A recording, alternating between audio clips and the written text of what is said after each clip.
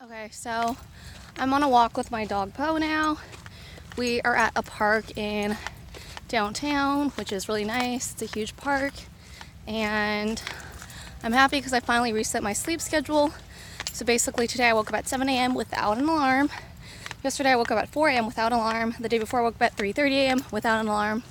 And basically today I'm pretty happy because I was thinking about something. And for this video, I wanted to talk about the power of influences, or basically how your environment shapes who you are if you aren't super conscious of it.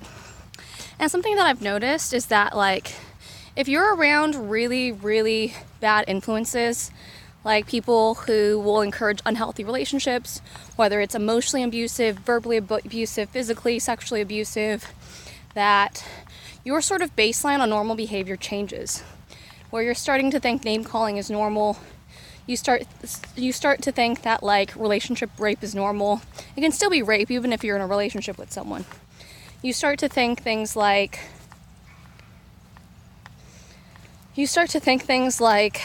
violence is normal, name calling is normal, very aggressive, abusive behaviors are normal.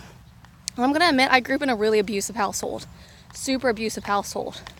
And my parents only stopped being physically abusive and sexually abusive when I got old enough so I could fight back. But as a kid, it wasn't like that. It was honestly really, really unfair. Because when you think about it, a kid can't fight back. But it also puts you in a frame of mind where as a kid you think the entire world is dangerous. You find it really hard to rely on people or trust people. As I've gotten older, I do still see sort of unhealthy relationship dynamics. And I'm including platonic relationship dynamics out there in the world. But that I view them a little differently. And I view them a little differently because now I'm conscious of what a healthy relationship is supposed to look like versus a toxic and abusive relationship.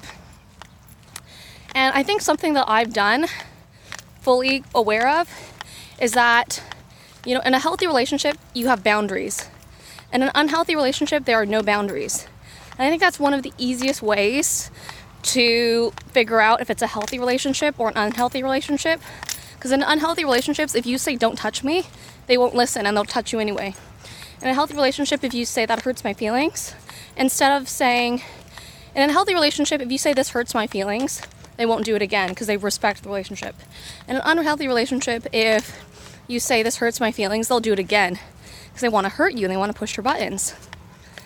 And I think the easiest way to sort of determine if it's a healthy relationship or an unhealthy relationship is boundaries.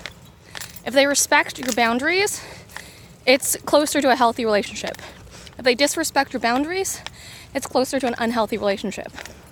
This video is going to be super, super short because I'm multitasking right now and want to walk with my dog.